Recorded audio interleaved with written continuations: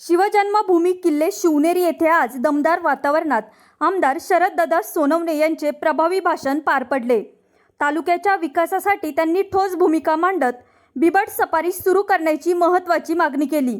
त्याचबरोबर अनेक वर्षांपासून प्रलंबित असलेल्या पुणे नाशिक रेल्वे प्रकल्पाला गती देण्याची ही जोरदार मागणी त्यांनी केली। यावेळी आमदार शरददादा सोनवणे यांनी एकूण 7 विकास कामांच्या मागण्या मांडल्या। या सर्व मागण्यांवर सकारात्मक भूमिका घेत मुख्यमंत्री देवेंद्र फडणवीस, उपमुख्यमंत्री एकनाथ शिंदे आणि उपमुख्यमंत्री सुनेत्रा पवार यांनी त्या पूर्ण करण्याचे आश्वासन दिले। तालुक्याच्या सर्वांगीण विकासासाठी ही मोठी पावले ठरणार असून नागरिकांमध्ये समाधानाची भावना व्यक्त होत आहे। आम्ही इतके हैराण झालेलो आहोत। राज्याची आपत परिस्थिती आहे। कलेक्टर साहेबांनी आपत तालुका घोषित केलेला आहे आमचा, परंतु त्याचे आम्हाला समाधान झालेलं नाही। आपण खरं तर 2 रेस्क्यू सेंटरला मंजुरी दिली आहे कॅबिनेटमध्ये। त्या 2 रेस्क्यू सेंटरला तातडीने आम्हाला पैसा मिळावा आणि त्याचं लवकर काम चालू करावं एवढी विनंती मी तमाम मायबाप जनतेच्या वतीने करतो।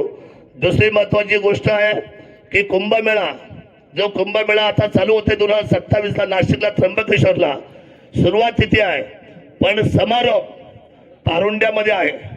ब्रह्मनाथाचा सगळ्यात मोठा आशीर्वाद ज्या भूमीतून आहे, आई जिजाऊ मातेने खरं तर नवस केला होता ते ब्रह्मनाथ, आणि त्या ब्रह्मनाथाच्या मासलेला या कुंभमेळ्याचा 240 कोटीचा आराखडा आदरणीय जिल्हाधिकारी साहेबांनी नाशिकच्या कमिशनर साहेबांना पाठवलेला आहे।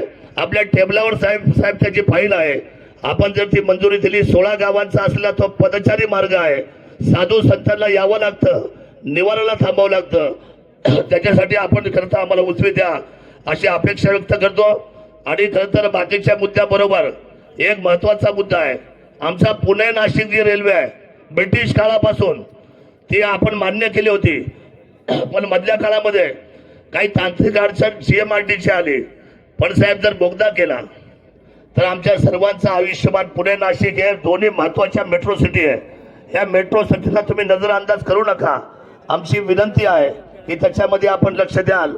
आणि आदिवासी हा जो पट्टा आहे साहेब, सह्याद्रीची रांग आहे, इथून शूर मावळे बाहेर पडले ज्यांनी दिल्लीच्या तख्ताचं संरक्षण केलं, पण इथल्या पावसामुळे प्रचंड पर्जन्यामुळे इथला रस्ता डांबरी टिकत नाही।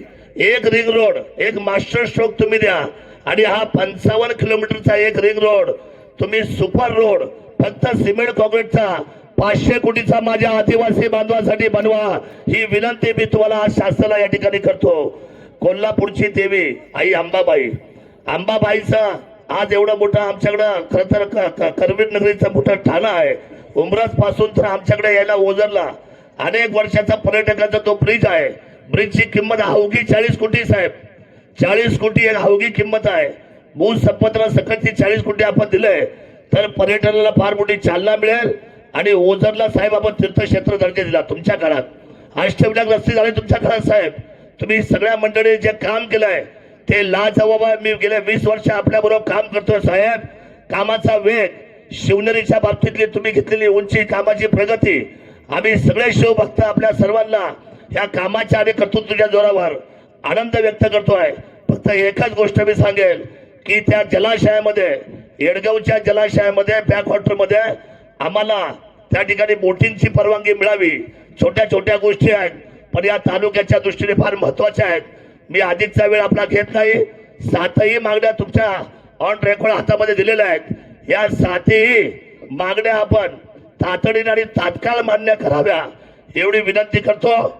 आणि राज्याचे पालकमंत्री माझे आमचे मित्र अजितदादा आज नाही, खरं अनेक वर्ष काम केलं आम्ही, 20 वर्ष एकत्र। त्यांच्या जाण्याने राज्याचं नुकसान साहेब झालंच, पण आमच्या जिल्ह्याचं मोठं नुकसान झालं।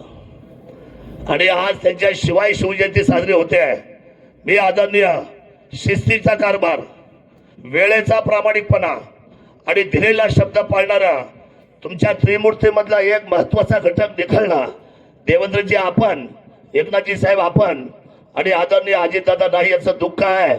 परंतु सुनेत्रताई पवार आज या पालकमंत्री आपल्यावर काम करतायत आणि आज या जिल्ह्यामधून काम होत असताना मी त्यांच्या प्रती, आम्ही सगळे विधान भवनचे आमदार आम्ही निश्चितपणे या सरकारबरोबर विकासाचं धोरण आणि शिवभूमीला विकासाचं धोरण या महाराष्ट्राच्या उंचीवर नेऊ, हीच भावपूर्ण श्रद्धांजली आदरणीय अजितदादा पवारांना देऊ एवढाच सांगतो. माझ्या शब्दाला विराम देतो आणि या ठिकाणी अधिकचं काही न बोलता मी या ठिकाणी विनंती करतो आदरणीय सुरेंद्रताई पवार यांना की आपण आपल्या शिवजयंतीच्या भावना आणि आपल्या या ठिकाणी शुभेच्छा व्यक्त कराव्यात.